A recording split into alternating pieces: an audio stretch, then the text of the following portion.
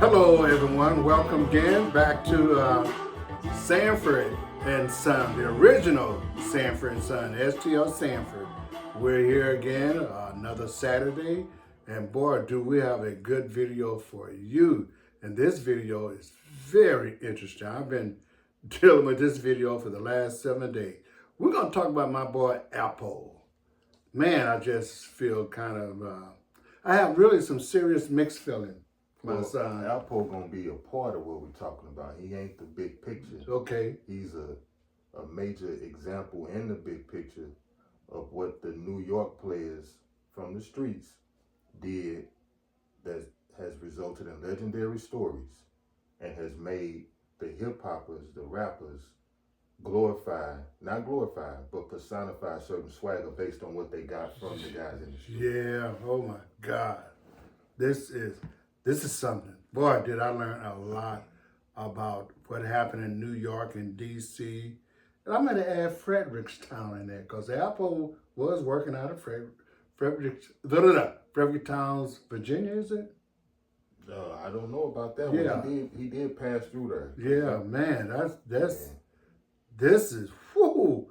And you're talking about, and I know I don't want to get too far, so slow me down. Because, man, when it got up to the latter part, them being out there doing their things, they start killing a lot of women. You know, back then, that's something we just didn't do in the St. Louis area. In the late 80s and 90s, we didn't kill women like that. Whew.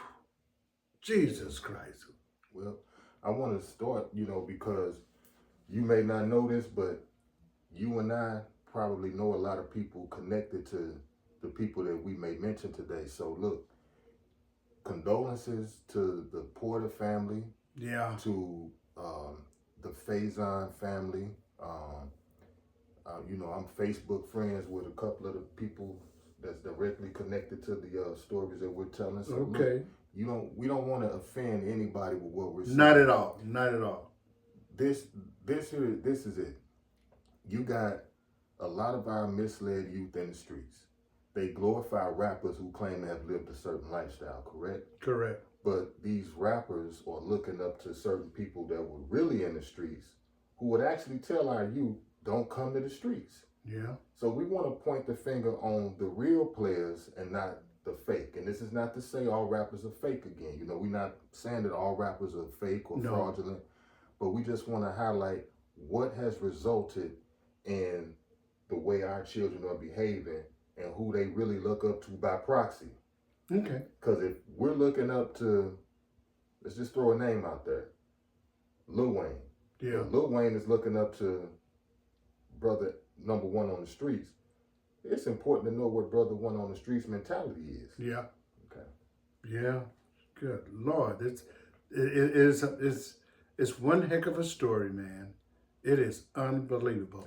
And Alpo, when I went back and looked at him as a little boy, you couldn't see that in him. I didn't. Did you? As when he was going with the white couple, the Clintons. Oh yeah, the fresh air fund. Yeah. The vacation. Yes. Did you see any of that in Alpo that he was going to be? That's the peculiar thing about, and I like what you just brought up, because we get to see who the person really is when you can't go back and measure them from age 8 or 9. No, you didn't see it to answer your question. Yeah. And that's the peculiar thing about guys who grow to be a certain street legend. They have a lot of innocence about them in the beginning. True. That's true. Yeah, you can't predict that. It's hard. That's why you have to go back and assess it from the beginning. And let me say this. And we do misjudge young people. Say, for instance, you got a 9-year-old, bad as hell. Mm-hmm. But then when he become a grown man, he don't go out there to be the Alpo type of fella. Exactly. And so, and it's almost like it's that young, quiet, kind of smart person. And I could be wrong. It's not. Well, let me say this: some of them, not all, Because you can't put them. Yeah, you can't profile all of them. Because like that. a lot of things come. I don't want to do that, and I just did. DNA catch myself. DNA comes into play. Yeah, right? I almost did it. DNA comes into play. Your environment comes into play. Yeah, and your role models come into play. And that's why we're doing this video. And they got some role models. They had a lot of. They got some role models in the streets. Oh my God! Shaped them into who they were. Yeah, see what I'm saying? Yeah.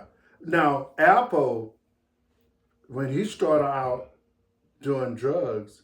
You mean selling or doing? I'm sorry. Alpo did not drink or did drugs. And I'm sorry. Oh, I'm so glad you said that. No, he was selling drugs, but he didn't have that mean street mentality until he got with Randy Love, who showed him. He said, okay, now you got the business side of it. Now let's go to the killing side of it. Allegedly.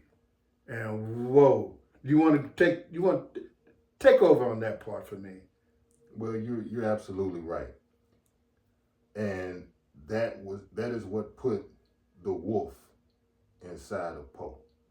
That's what put the wolf inside of him. But let's do this. I don't want to just relegate it to Poe and Richard Porter, because you have a whole environment that existed in the 80s and the 90s that led itself to what their lives became. You had several things going on, and one thing I want to reflect on, since we're mentioning Alpo, we're putting a focal point on him. Trying to anyway, because there's so many legs to this. And let's explain those legs. The reason why we're putting a focal point. Do you think we can do it in one video or two video? We'll do whatever it takes. I think we better do this in two, because I want people to hear about how all of this transformed up until Alpo came back to Harlem. His last year in Harlem. Before he died? Yeah, I want, because there's so much that went on between that time that is. Well, let me start. Okay, go ahead and do that. Let me do this. So, the story, and those who are watching this, they're probably thinking this. Man, we had something more prevalent happen in our city. They could be in Baltimore. They could be in North Carolina. They could be here in St. Louis. Everybody got a legendary story to tell. But what made their story so prevalent, and I'm tying it back into why we're putting a focal point on these individuals in New York, is because hip hop is what magnifies our culture. It's what's shaping the minds of our youth that your generation sometimes may not clearly understand. And now that I'm up in age, or getting up in age, I don't understand, because it's the hip hop that's shaping us, and you all didn't have hip hop in the 60s as prevalent as it is now when you were a teenager, correct? Correct. R&B. So check this out. Rock and roll. With the story of those individuals in New York, you have to have, in my opinion, a lot of different components to come together that made this whole thing pop the way it did. So look, this is what you got in New York that separates it from St. Louis and other cities. That's the birthplace of hip hop. Correct. Rich, Kevin Childs, Poe, other guys that we're naming, they were of age and teenage age during the golden age of hip hop, which is presumed to be 86, 87, 88. So these rappers who are trying to find livelihoods and careers in the entertainment industry, they're getting their clothing swag, they're getting their personality swag, their girl swag, their Mac game, all that, they're borrowing it from the guys in the streets. Yeah. So now you got these guys doing their thing. Now the story, let's be honest. Let's be totally honest. The story of Alpo got magnified by the movie Paid in Full. Yeah. Many of us knew about the story through the DVDs that were circulating in the barbershops around that time. But it was a small scale until that movie came out. Kind of like a lot of cats knew about Crips and Bloods in 86 and 87 in St. Louis, but Colors made it pop. Paid in Full made that story really pop and resonate. Why did it resonate through the movie? Because the rapper Cameron was in it. Let's be honest. Okay. Cameron did such a good job in that role that he made the whole world key in on who is Poe.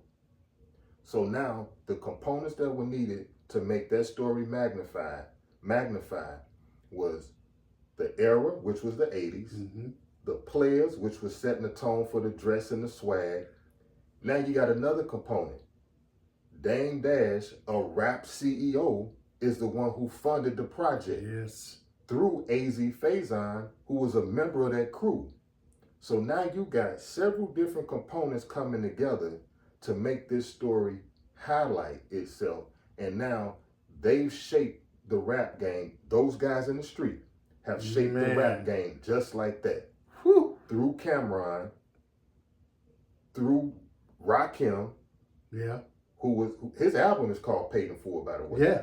And it came out in 87 and 88. Yeah. That's why they put it all together like that to make it pop. So the story in itself is one that's captivating. We often compare it to the Tupac story. We talked about Tupac was that last week? Yeah. And it just when I thought, in my opinion, it could not nothing can get close to Tupac, in my opinion, until I started checking on Alpo. Which story do you think is more influential on hip hop culture or black culture? The Tupac story or I don't like calling it the Alpo story.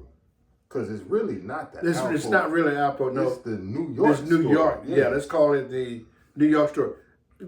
I'm going to say this.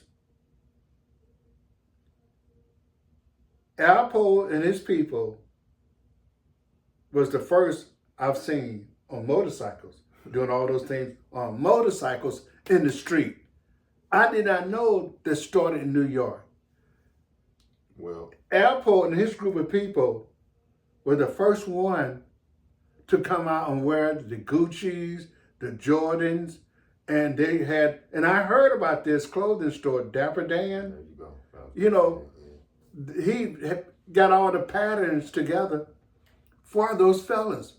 The rap group came in behind and said, whoa, look at them.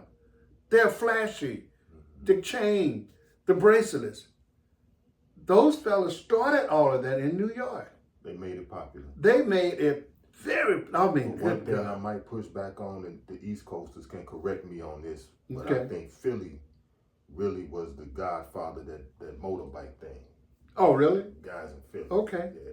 But you know, they only like 40 minutes to an hour apart. True. So, True. That's like from here to what? Winsfield. That's close. It's close. But yeah, go ahead. I'm sorry. But that, you know, and I'm looking at all of this and I'm saying, they're having a good time, but it was dangerous. You know, I mean, my son, if that had happened here in St. Louis, I'd be ready to move. It did happen here in St. Louis. I mean, but they were out of control, in my opinion. Now, when I was in the 90s, you know what I was doing? I kept looking at statistics on how many people was getting killed. Because you keep hearing about St. Louis is one of the top 3 or number 1 statistically.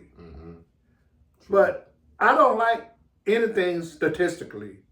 Give me true numbers. 300 some people in St. Louis would get killed a year because we were such a small city compared to New York. The statistic made it more. But you go and do an individual head count, New York getting like 1,900 people killed a year back then. I remember sitting at the club when I come in before I did any paperwork and read the papers. And I'll go to the spots and do the statistic and read how many people killed in St. Louis, New York, Detroit, LA. They was up there near the 2,000, but little old St. Louis like 300 and 400. But because of the population per 100,000, they made us number one. But if you do an individual head count, the type of killing that's going on, oh man. Well, it's more spread out. True. You see what I'm saying? So Yes. the way they measure those numbers is per capita. That's the verbiage they use. So the likelihood of you being a victim It's closer amongst all these other people it's is safer there. Although, it was 1,500 that got killed this week versus St. Louis's 50. But it's a bigger geographical area. Yeah. So my chances is bigger in St. Louis getting killed, of course, than there because, like you said, the geographic area that we live in. So and see, you could get low in these other cities from your enemy, where St. Louis is everybody know each other. Yeah. Small town. Yeah. So it's a small town in a big city. So you can't go nowhere, or should I say, a big city in a small town. You can't really go nowhere where you can escape the drama as readily as you could in Chicago and New York. Or New York, exactly. Yeah. But you got to look at the players that were involved in the streets of New York that actually were successful entrepreneurs, to be honest with you, because this was an era that was flashy. Yeah. It had a signature style because there weren't too many people going to jail at the time for selling coke because the police hadn't caught up. The technology hadn't gotten sophisticated enough to catch up with the new wave of money that was hitting the streets. I remember a time when some of my partners, we was 11 to 12. And I remember the first time I saw crack, I was in the 6th grade, and a homie of mine had about 3 stones in his pocket. Wow. I thought it was glue. I thought, you know how you glue, you got paste on your hand and you get hard and you do it, because we did that all the time and throw it. He had it in a baggie. So I'm looking like, what's that? And I forget what his response was. But my point is, the police officers in the city of St. Louis, and they'll even tell you, they were catching the individuals with stones on them, rocked up cocaine, and giving it back to them and letting them go. They didn't know what it was. They know what they could, because they couldn't schedule it in the lab to test it because they hadn't learned how it was being cooked. They hadn't caught up to it. And this went on for about 1.5 years. Wow. From like 86 or 87, they didn't really start charging the crack, I'm going to say, until around 88. I might be off with some numbers, but they had to learn that, this is just rocked up pure coke.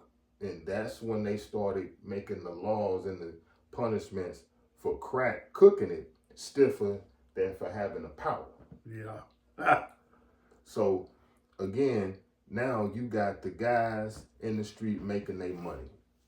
Now, 87, 88, what are the rappers starting to rap about? The gangsters, the drugs and the money, the cars and the ladies. What are the consumers starting to feed their brain? The same thing. Yeah. Now, what are the innocent children starting to try to emulate? The same thing. The same thing. The gangsters. So, you mentioned Tupac earlier, and we going back and forth.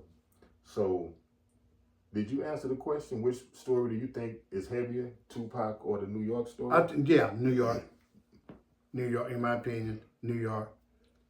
I'm going to say the mystique behind Tupac's death carries a lot of weight, but I agree with you that the New York story is heavier because I think the Tupac story was kind of simplistic. Mm-hmm. The Tupac story. Right. What gave it its weight was when you add to his history the Mob Pirus, Death Row, and Suge Knight on the West Coast. Remove all of that and just keep it strictly East Coast with Pop. It's just another New York story now. Yes, it is. Yeah. With the face of that story being who? I mean, the headliner in that story being who? Tupac. And Haitian Jack. And Haitian Jack. If you end it with him getting shot, the main figure in that story is going to be Jimmy Roseman, which is Jimmy Henchman, I believe, and Haitian Jack, which again is another example on how the streets of New York, mainly Brooklyn, that's a whole nother story. You got them 5 boroughs up there. You got Queens, you got Harlem and Manhattan, that's considered one. Right. You got Brooklyn, you got the Bronx, and I want to say the other one is Long Island. I might be wrong. I might be off about that 5th one. I get confused. Long Island. It's Long Island. Yeah. The heaviest one is Brooklyn. That's where Haitian Jack, Demencio Benson, that's one of Alpo's victims. That's where Scooter, it's where Mike Tyson, it's where Jay-Z, all of them are from Brooklyn. Okay. So you just stay on the Tupac story. If you look at how Tupac's life would have been had he not went to death row and started claiming mob, his life was influenced by the players around Haitian Jack. Again, another rapper who we look up to. You know how many people call Tupac the greatest of all time? Oh, yes. Take off the death row. Yeah. His life was shaped by his influence and wanting to be like the Brooklyn Cats. Yeah. That's why we're doing the video, to put the focal point on the individuals that the rappers look up to, because our children are looking up to the rappers. Right. You understand what I'm saying? Oh, yeah. I got it. So, if I didn't have it last week, boy, I got it this week. And it's just amazing that the storyline behind this. And you don't run, it seems like we can talk about this forever. What specifics, what crazy about the Alpo story stood out to you? The Alpo portion of it. The craziest thing, how they really didn't care about their friends that's in the business with them. I mean, any little thing they done wrong or you thought they've done wrong, okay, let's get rid of them. That was, they said that, I heard that more times than I should have. Okay, whether it's a woman or someone that's selling for them, let's get rid of them. Life didn't mean nothing. A dead body, okay. They just take the body, put it in the car, park it up the street. Let me cook for a second. You just gave me something right there. This is very important. Snitching. Street rules. Parameters of the game. You said they don't care. A lot of friends was violating each other. Yeah. Okay, so that's where the lack of care comes in. Partner, you played me. Yeah. So if you are a brother anywhere who feels that you're living by some rules because of your moral compass, you're a good dude, but 80% of the people around you and maneuvering with you don't have the same moral code, you playing yourself. Snitching. Everybody's saying, coming, oh, I think such and such told on me. I think such and such is a snitch. Okay. Is snitching wrong? Hell yeah. But what's the consequences? What's the governing body of snitching right now today? But are people doing that now? No. Thank you. So, you getting told on in a game that don't have no rules. Yeah. You're literally playing a game that don't have no rules, and you calling yourself saying, oh, my homie told on me, but you can't do nothing about it? Why are you playing by that set of rules? Why are you in that game? Do you know who said that? Alpo. When they said that he was snitching, he said, there is no rules out here. It's all about me. And that's not condoning what he did. No, he said that, hey, I did what I had to do. But check this out. Just to put this in perspective. Me and you hooping. Okay. All right?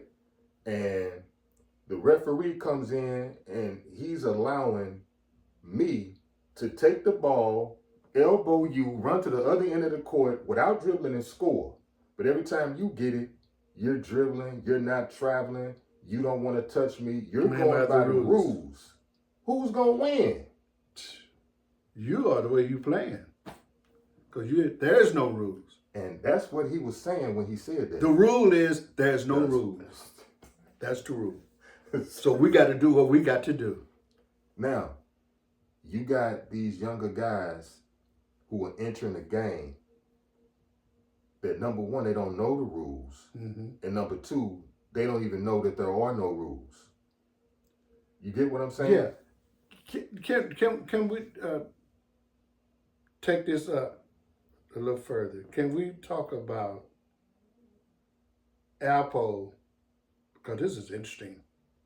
I want to talk about Alpo when he got up to that point where he started making money. Mm-hmm. When he got up there and started meeting people, the different hitmen that he was meeting. We already talked about the Randy Love, who taught him how to be a soldier, his own soldier, so to speak. He said, you know the business of dealing drugs, but now let's talk about the street life, how to handle the street part of it. And well, it's the other way. It's the other way around. Randy Love allegedly taught Alpo how to be aggressive first. That's what I'm saying. Yeah, he taught him how to be aggressive. Yeah, that's what I meant. Then Alpo took it. Once you learn how to be aggressive, hustling is easy. Yeah, okay. You see what I'm saying? Okay. That's why boot camp in the military, they put you through a grueling training process. So now the rest of it is easy. It's easy. And that's why Alpo was so thorough in the streets, because he learned that aggression first. Yes. That's why somebody I respect, which is AZ Faison, he got in for the right reasons. Yeah. He got in it to take care of everybody. Yeah, that's my man. Mine too. AZ, businessman. He's the last man standing. Yeah. His blueprint is what everybody should follow. Yes. His blueprint. And shout out to Patricia Porter. Now, when we said follow his blueprint, we don't mean go out there and sell drugs. Business.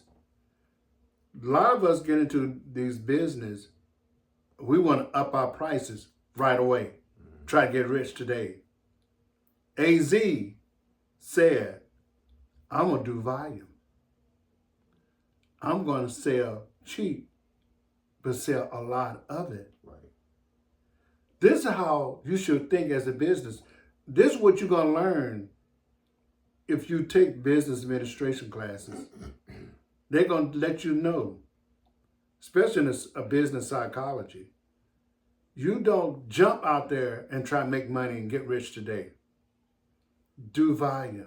Keep your prices low. Can I elaborate on what I meant by his blueprint? Yeah, go ahead. His blueprint was, I'm going to take care of everybody as long as you're loyal and that you respect your fellow man. And once you cross that line, I'm through dealing with you. Yeah, he did. It don't have to be no violence. It don't have to be no telling. But see, the thing is, it goes back to what the reality is, that it is violence and it is telling. And if you don't have the wherewithal to have that governing body in place to deal with those individuals, that game is something you might want to get out of. To me, that's AZ's blueprint. That was his whole pattern of his life in the game, and he eventually left it in '87 after he got shot. That's why I said his blueprint is one to follow. If you, even in the corporate world, if you can get everybody aboard your team under your company and everybody's happy, that's what it is. But you always gonna have those outliers that come in with that negative energy. Get rid of them. Don't deal with them. That's the blueprint that I'm talking about. Now, for a moment there, I thought that's what Alpo was. He came with that negative energy, no face, AZ, this way we're going to do it, man. Man, we're going to take care of this dude, man. Get rid of this dude. No. He didn't come in like that. Okay. He came in humble. Okay, the part I must have missed. Yeah, he came in extra humble. And I'm sorry, he did, because he wanted to learn. He wanted to learn. He wanted to be down. He wanted to be down, yeah. Yeah, he wanted to be down. Right, my fault. And everybody, like I said, respected AZ's hustle because he was generous and he was firm.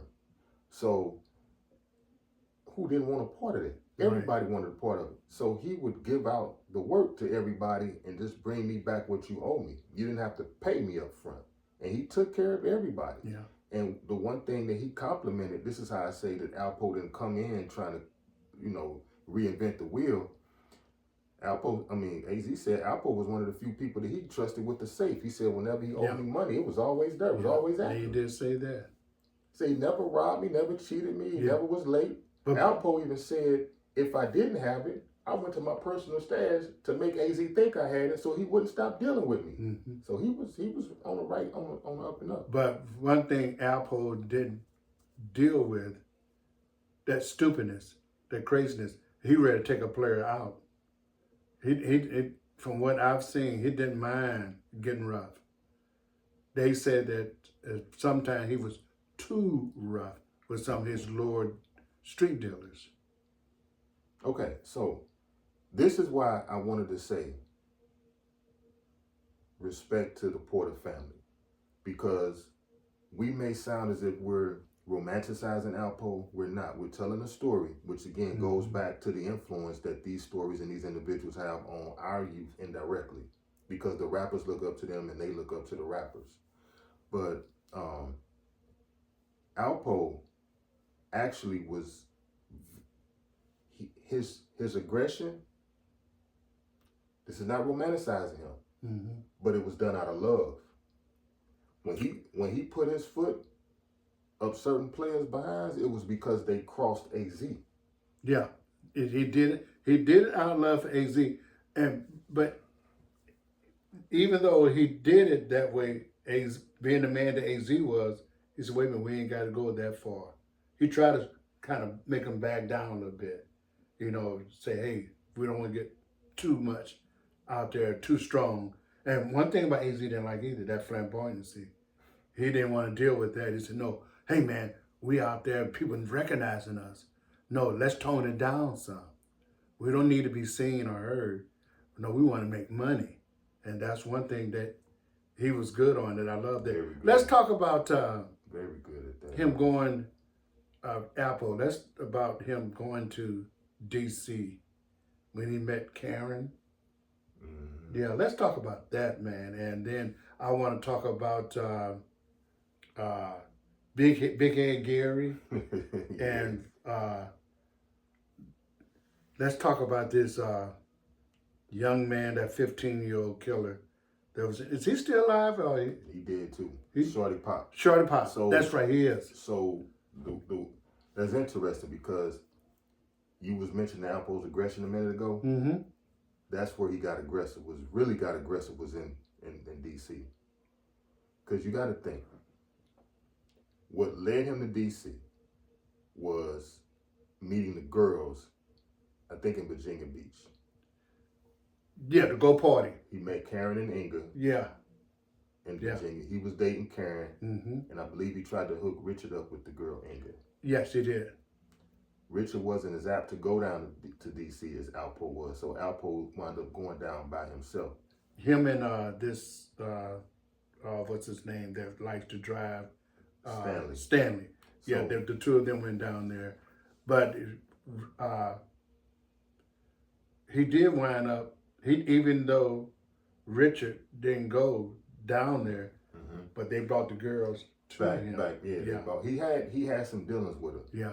But just to stay on the point of how things changed, and this guy who was a purebred hustler turns into a killer, he was outnumbered in DC. Yeah, he was in foreign territory in DC, and he was a big fish in DC because he was dealing with a hustler's girl in DC. Because the girl Karen, she was dealing with some other players in the city that was heavy. So if you want to look and ask yourself, how did this guy from the east side of Harlem become what he eventually became, you could almost pinpoint it to the female. Yep. But, and they didn't try to hide. That's the reason why they went to the East Coast down there for partying. He took his bike and all of that stuff. They were going down there to have a good time at the beach. And it was amazing. When they got down there, I don't know why they thought that. As soon as they hit town, the party was going on. and they went to another town. It was dead, and they said, "Okay, we're gonna go home. We're gonna take a nap and go home." And when they woke up, the It was streets were everywhere. jam It was packed. everywhere. He said that was 8 women to every man, and he changed. That's what made him stay and do business down there. And the rest is history. Yeah. So when he gets to D.C., he runs into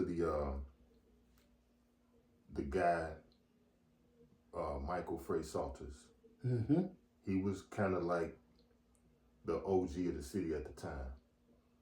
Rayful Edmonds, you familiar with that name? That's the basketball player for Dunbar? Yeah. Oh, my God. That's Alonzo Mourning's homeboy. Oh, is it? Yeah. At 24 years old, he made $300 million. That's the same one. Oh, my God. So he had the town on lock, but he wasn't as accessible as some of the other guys. He didn't hang out much. He hung out, but it wasn't much. The guy that was out a lot was Michael Frey Salters. I think he might have even owned a couple of businesses, social settings or something like that. But everybody loved Frey. But once Alpo comes down there, Alpo is starting to bring his business down there. And he's setting up shop to where he's almost wholesaling now. So now you taking some customers from these guys, which is a strike they could probably give you a pass on. But what's our number one weakness? It's the chicks. The chicks are starting to go to Alpo too. And one thing the chicks saw in Alpo that they didn't see too much in the DC fellas was the flamboyancy, the dress, the cars. You know, he went down with all that Gucci stuff, and them girls saw him, just went nuts. Let me give New York dudes some credit. They get a bad rap. And in many instances, you know, you could say it's deserved. You know, for certain individuals' behavior, not as a whole. You know, people label. I have New York guys tell me that wherever we go, we mess certain things up. So this is not me badgering New York. But what I will give New York brothers credit for is they have an infectious personality. They're very colorful. They're very descriptive. They seem to always be upbeat. It's contagious when you're around New York guys. They're fun to be around. The women see that too. Yeah. So when I heard stories in the early 2000s going down to Atlanta every year, twice a year, the New York guys ran Atlanta back in the 2000s, early 2000s, because they was going down there taking all them southern Atlanta women, making them theirs. And once they hit the town, it was a wrap. Because New York got the swagger. That's why we're talking about this city right now. They got the swagger. So that was intimidating to the DC guys. And that's where the animosity came in. In the penal system now, in the feds, it's a joke amongst the prison guards and those lifers. You can't put DC dudes with New York. To this day, you can't do it. They gonna rape them. Oh my God. They allegedly. They hate him that bad. Yeah, they hate him that bad. They can't stand him, and it's like an open secret. And those who know, the New York guys, they have a rough time when they're being housed with DC cats. You have to move entire houses of inmates to accommodate, to lessen the violence. Wow. So, yeah, the story of Poe down in D.C. was one where he hooked up. You mentioned Big Head Gary. Yeah. He had him killed. There was some dealings that was suspected over some issues with women. Big Head Gary disrespected his wife. Then you had the guy Tank. He was dealing with Tank's wife, and he kind of took Tank's girl, killed him allegedly. Well, that's in the courts. It's not alleged. That's what he pled out to. I think that was one of the murders he pled out to.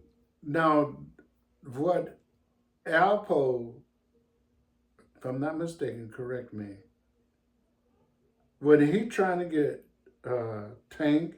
Yeah, he was trying to get Tank and, was it Big Head Gary together because they were feuding over Tank's girlfriend, and They were feuding oh, wasn't over Big Head, yeah. And so when Big Head Gary found out that they were messing around, they kind of squashed it and cleaned that up. Mm-hmm. But then Big Head Gary's girlfriend was still somewhat excited about Tank, and the way she made Big Head Gary mad was she'll tell him, "We still messing around." She lied and said she was pregnant. and said she was pregnant by Tank. She lied saying they were still messing around.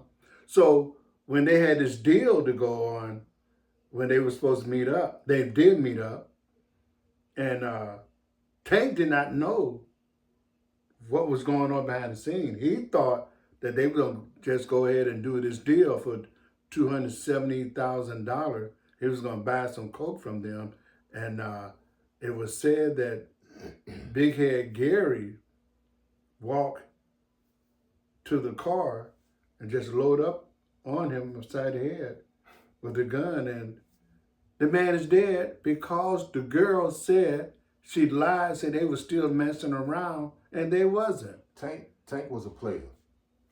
Tank was a player. Let me tell you why. Tank was messing with Big Head Gary's girl and had a woman fine enough at the crib that Alpo wanted her. See, Alpo was messing with Tank's girl. Yeah. Tank messing with Gary's girl, Alpo messing with Tank's girl.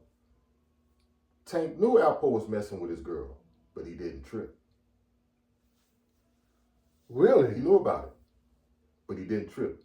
And Poe said he couldn't figure out why. He said, I can't see if you got afraid of him. He said he knew, but he never said nothing about it. He said, so I kept boning her. Jeez. Jesus. And see, I'm big on that. If that's yours, that's yours. Yeah. I'm gonna respect your space. Especially we doing business. It's about business. Period. Yeah, but we doing business, man. That women, in my opinion, especially that kind of business, should never come into play. It should always be about money. But somehow women come into play and screw up. So as that story unfolded, the way it ended, they, like you said, they wound up killing Tank. Yeah. So Alpo, he faked like he didn't know who did it and was consoling the girl. Yeah. And he wound up kind of making her his main. Yeah. Over his wife. Wait a minute, was Alpo married? Well, I may have misspoke. He referred to a female in a recent interview as his wife, and it may have been her he was referring to because after Tank died, and was it before? No, I think it was after Tank died, he bought a house for that girl and her family. And he was basically living in the basement with her and that girl.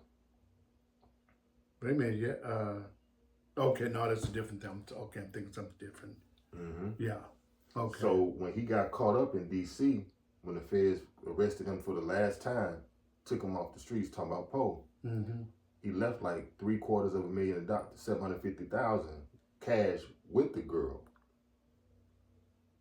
And, really? And it was supposed to be used to kind of help him, but she ran through the money. So that's just how much he liked her. He bought a house. And left for the money. Left for the money, thinking that was his girl. But see, that's the thing. The females know when we snaking our partners, they already done peeped our weakness. Yeah. Fellas, if you're listening, understand that women know your weakness before you do. Before you realize what was going on, they got you already sized up.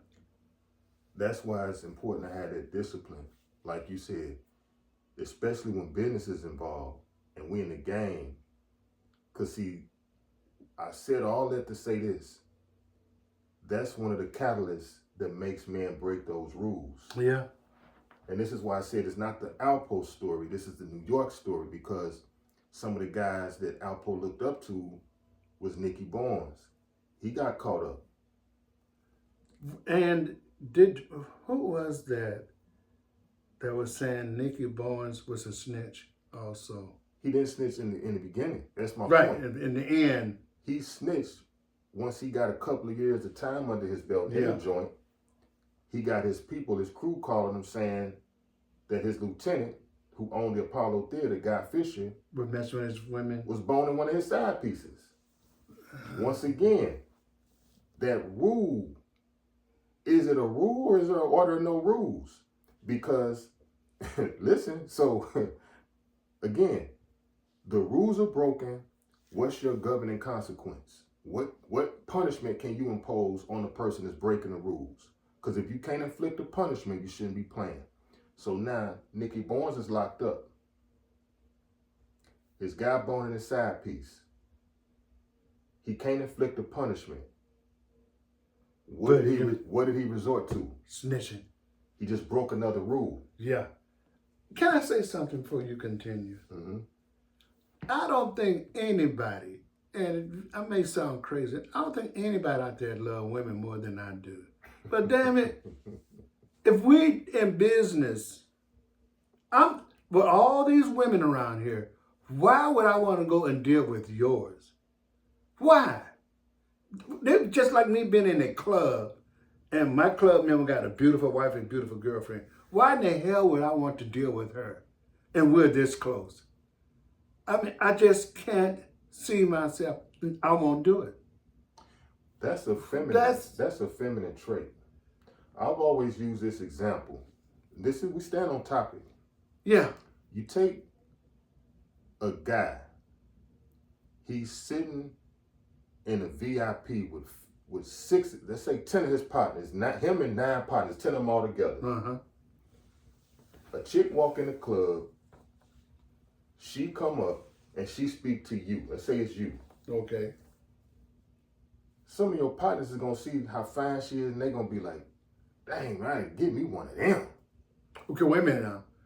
She's just a chick that walk into the club to speak to me. We ain't got nothing going on. Got something going on or not? I'm just giving you how guys think versus how women think. Okay? All right. Most guys, you're right, that are of a masculine DNA are gonna see that woman, the way she responds to you, be like, damn, I give me one of them. That's what's up. And maybe one of them will be thinking, I want to take her from him. Maybe one. Let's flip it. It's 10 girls sitting in the VIP. Okay. Guy walks up and he speaks to one of the girls. All right. About 5 of those girls are going to say, I don't want to get me one like him. I want him. So when guys is trying intentionally to get the specific female from a guy, a girl from a specific guy that he knows she messes with, that's a feminine trait to me. Yeah, I agree with you. I agree. That's a feminine trait. Hell yeah. And as men, we set the tone for adhering to the rules. But if we're not acting like men and being able to see you shine and be inspired by that without trying to pull the rug from under you, that causes the breaking of those rules, and that's where the murder and the snitching and the backstabbery and the lying comes in. Right there among friends. Among friends. And this, go on with the story about Alpo and how he got started in D.C. and the connection he got, how he got the connection, and who the connection was, and what level, far as talk about, I'm gonna call him hitman. That 15-year-old that was in that singing group, what was the name of that? He had Junkyard Band. They were signed with Def Jam. They signed, with Def Jam, and he was 15 years old. 15. One of the biggest killer in D.C. So while we giving these negative examples, let's give some positive examples of brothers who is in this story. This is why we're telling the story. Yeah. We're not glorifying those. We're not trying to trigger anybody to be disrespectful. But we have to use examples, colorful examples, because this is who these people were. So one guy that I think is a positive example on how the game should have been played with certain rules, because you mentioned Connect, and that's okay. This wasn't a DC Connect. This was a New York Connect, and that was the guy Fritz. That was the guy that AZ was tapped into, as well as Richard, before Alpo went south to DC. Okay. So his name has to be mentioned if you want to mention Alpo's connects in DC, because that's what kind of led to the murders eventually of Richard Porter, allegedly. Okay? Say this with respect. And I keep saying with respect because, you know, it may not mean nothing to certain people, but just, I always say, how would I feel if somebody's speaking on my beloved deceased and I'm not knowing the intent? I'm big on intent. The intent behind you speaking on my name is the way I'm going to carry you speaking on my name. So I come with respect. It's like if somebody's talking about you or me and they keep saying in the video, but respect to Sanford, I'm just using him as an example. You'll be more, okay, I see what the player doing. But if they just throwing out stories that they ain't got nothing to do, we don't know Alpo and Richard Porter. Not at all. So we're being respectful to those who do. Yeah. But when Alpo, because you said mention the connect, he goes to DC, he's actually getting his drugs from Richard Porter. Right. Okay, and he's getting it for a certain price. But the people that Richard is getting it from, Fritz was often out of work because he had a positive personal relationship with his Colombian connects, or Dominican, I forget what nationality they were from. But they were giving Fritz the dope on consignment. So he had more drugs than he can get rid of at times. That's why he would give it away to AZ on consignment. That's why AZ would give, because it was a chain reaction downhill. So when Fritz was out of work, they had to go to other connects. Okay, so one of AZ's connects was the guy Lulu that they got in the movie. He was a real Dominican. Yeah. But I think he wound up getting locked up in real life. In the movie, they say he got killed. Yeah. But he wound up getting deported back to the Dominican Republic. Wait a minute. Do you want to expound on that? The difference in what the movie showed him laying down on the floor, dead, when AZ went in there and got all the money and the drug and brought it back to these That was just simple. I don't like to get into that movie because the movie sensationalized a lot of stuff. Yeah, okay. It's just sensationalism, that's all. All it's like the Tupac movie has some sensationalism in it. I don't even like to get into because it's false. That's why I'm just sticking to the actual stories, because I've talked to guys, you know, back home in the DR who are from that, and I'm not saying they were directly involved. So he's alive and locked up, Lulu? No, he's alive and free in the Dominican Republic, Lulu is. Oh, really? Yeah. Really? Yeah. Yeah, the real guys in the Dominican Republic. With the other player from New York, Haitian Jack. Okay, I want to go back for a moment here. When AZ was working at the cleaners, you think the man put the hammer on his pocket, left in there for AZ to find on purpose, and AZ returned it back to him when he asked AZ, do you always return things that you find? See, again, you going to the movie. Yeah, I'm just, I don't know if that's true. Okay, but I'm see if you know anything about it. Yeah, I don't think that was accurate. The way that was there, I don't think that was accurate. Okay. AZ mentioned how he could tap in with Lulu, but I forgot how exactly he described that. But going back to the DC thing, which led to the chaos. So Alpo was getting his work from Richard. Richard's switching plugs. So when you switching your connect, you're getting your work from, your prices are subject to go up and down. Yeah. So Richard is telling Alpo, I'm not getting it from A, I'm getting it from B now. This is the price. Yeah. So he's getting his shipments. So he takes a trip up to New York. Rich is getting the work from B. Alpo runs into A. Mm-hmm. Hey man, when you gonna get to work again? What are you talking about? You just got a shipment from me. He said, man, stop playing. I didn't get nothing from you. You know, I know you was going through some things. I was just asking, man. He said, bro, Mm-hmm. that did you just get a load? He said, yeah, that was from me.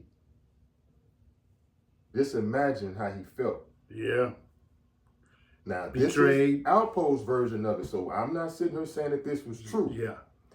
But I'm just creating that environment of how this led to that. Mm-hmm. So he naturally wants to ask his boy, this is my boy, you ain't got to lie to me. Did you get it for a certain price? Because I done got about 40 of these things from you at an extra 10 grand. And he said the way Richard answered, he figured that he was lying to him. And that's why he did what he did. Yeah, because Richard said, hey, man, I did. All you got to do is check the package. He said, and check the package. What you're going to see on that package is Ronald Reagan. That's what I put on there. Richard didn't say that. That's what the plug A said. said. Yeah, I'm saying plug A, yeah. He said, yeah, that's what he said. Now, here's the crazy part that a lot of people who know the story don't know. They don't know who that particular plug A was or is. He's still alive and free. So you got a lot of YouTubers out here that I tread lightly. Mm-hmm. They say that Jay-Z is in cahoots with his Rock Nation company with former FBI informants. Yeah. The chick, something Perez. And allegedly. Yeah. So she, from all the paperwork that's been posted all over social media, this ain't me doing this. She was caught up, but she wasn't no queen pin. It was her boyfriend that was the HNIC. Okay. Her boyfriend, who they were getting their work from, is a cat allegedly by the name of OG Juan Perez. He's on pictures all over the internet with Jay-Z now.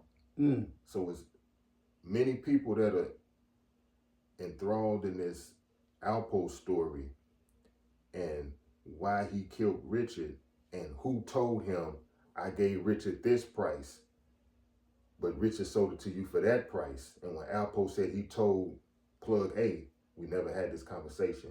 Right. Then he subsequently winds up killing Richard.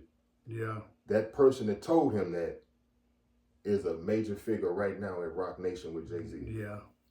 Yeah. Another Brooklyn dude. Yeah, but I saw that too, and I was shocked. Yeah, another Brooklyn dude. I was shocked. Brooklyn carries a lot of weight up in New York. A lot of non-New Yorkers don't know, but Brooklyn, this is like St. Louis. Yeah. You from St. Louis and you meet somebody that's outside of St. Louis and they ask you where you from. It's a few spots in St. Louis that people are going to be proud to say they from. They can be proud to say they from U-City. Mm-hmm. They can be proud to say they from the West Side, the Jeff Vanderloo, Laclede Town, depending on your age bracket, Pruitt-Igoe. Yep. But most people today, they brag, I'm from that north. North St. Louis. Brooklyn is the New York version of North St. Louis. I always compare Queens would be U-City. Okay. It's the more upscale portion of New York City. But it produces Queens, the most successful natives of New York, in my opinion. I'm not trying to, but that's how I compare them. So my point is, you got a lot of cats that were thorough coming out of Brooklyn. I mean, to this day, they beat their chest. Yeah. It's BK Man. all day. I mean, they hit the DR loud and proud. And like I said, they some contagious cats. There's never a dull moment when they around. Now, But that's a little bit of the intricacies with that story. now, let's come to a stopping point because I'm going to come back next Saturday with part 2 because we finna get into some real nitty gritty stuff here. We cover a lot, but like I said earlier, this thing is awesome. It is. We can say some things, and I'm gonna say it, that might be better than the movie. I agree. Because like you said, the movie what was that word you used? What the movie does to this story? Romanticize, sensationalize. Sensationalize. And that's what I don't want to do. Yeah, that's we're not going to do that. Movie. It's going to be the truth, true facts. Because at the end of the day, you got rappers out here that are claiming, and I ain't mentioning no names, to be head of certain gangs in New York, about this, about that. But when they run into some of the friends or the actual people that we're naming, and they find out they're lying, they not as heavy because they kind of cower down to them individuals. But yet and still, our teenagers that are alive today are looking up to these rappers who ain't really about what they are. Mm-hmm. So in a nutshell, you all, this is what I'm basically saying. Our children who are looking up to fake rappers, not the real ones, the fake ones, the ones that are putting up this persona, leading our children down a rabbit hole that they can't get out of. I call it a witch hunt for success. They'd be better off learning the stories of these real street players. Because these real street players, they have consequences in their stories that will deter your child from wanting to be like them. Yeah. Because they don't sensationalize and they don't romanticize these stories to where it's all good, but they not telling a part on where your partner snaked you over a chick, or your partner snitched on you and sent you to prison over some presumed disrespect when you were playing by rules. And you know something? It will hurt for the parents to check some of this stuff out because you got some expiring little kids, a 13-year-old that want to be and try to copy some of these gangster rappers. No, check it out yourself and let your child know. There has to be a teaching moment. So do that, mothers and fathers, uncles and aunts, grandmother, grandparents. It's not going to hurt. This is where history comes in. Yeah. Okay, so yeah, there are some individuals that I looked up to growing up as a child. Mm-hmm. Age 10 on up.